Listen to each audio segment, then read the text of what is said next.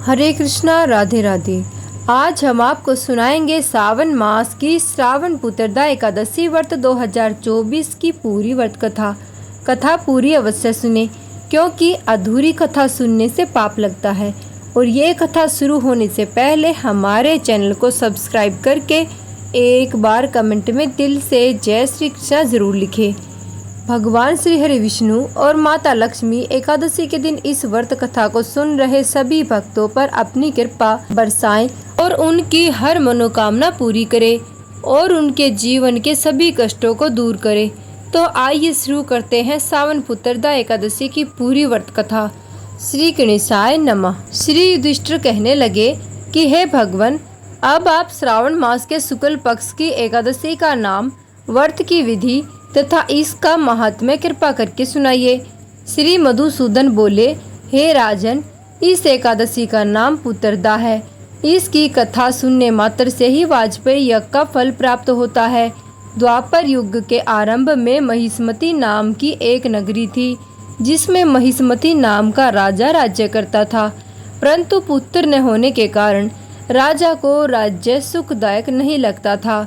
पुत्र सुख की प्राप्ति के लिए अनेक उपाय किए, परंतु राजा को पुत्र की प्राप्ति नहीं हुई। वृद्धावस्था आती देखकर राजा अपनी प्रजा के प्रतिनिधियों को बुलाकर बोला कि हे प्रजाजनों, मैंने इस जन्म में कोई पाप नहीं किया है और न ही मेरे खजाने में अन्याय से प्राप्त किया हुआ धन है। मैंने देवताओं तथा ब्राह्मणों का धन भी कभी नहीं छीना है। किसी दूसरे की धरोहर भी मैंने नहीं ली। प्रजा का पुत्र के समान पालन किया है। मैं अपराधियों को पुत्र और बंधुओं की तरह दंड देता रहा हूँ। कभी किसी से घृणा नहीं की, सबको समान माना है, सज्जनों का सत्कार किया है। इस प्रकार धर्मयुक्त राज्य करने पर भी पुत्र न होने के कारण मैं अत्यंत दुख पा रहा हूँ। इसका क्या कारण है? राजा महिजीत की इस बात को विचारने के लिए मंत्रीगण तथा प्रजा के प्रतिनिधि बड़े बड़े ऋषियों और मुनियों के आश्रम में गए। एक आश्रम में उन्होंने अत्यंत व्योवर्ध तप में लीन, निराहार, जितेंद्रिय, जितात्मा, क्रोधजीत, सनातन धर्म के गूढ़ तत्वों को जानने वाले, समस्त शास्त्रों के ज्ञाता लोमस मुनि को देखा, जिनका कल्प के व्यतीत होने पर एक रोम गिरता था। सबने जाकर ऋषि को प्रणाम किया और उनके सामने बैठ गए।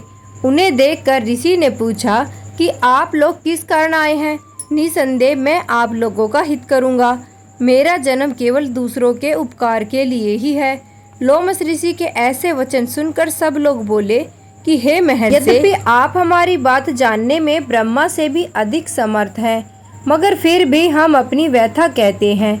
महिष्मतीपुरी का धर्मात्मा राजा महिजीत प्रजा का पुत्र समान पालन करता है, परंतु फिर भी वह पुत्रहीन है। हम लोग उसकी प्रजा हैं, अतः उसके दुख से हम भी दुखी हैं।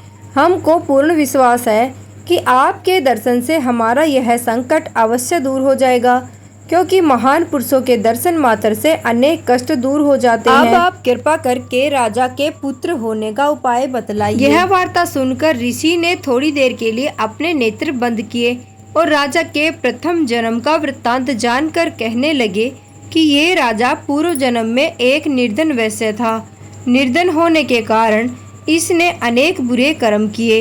यह एक गांव से दूसरे गांव व्यापार करने के लिए जाया करता था।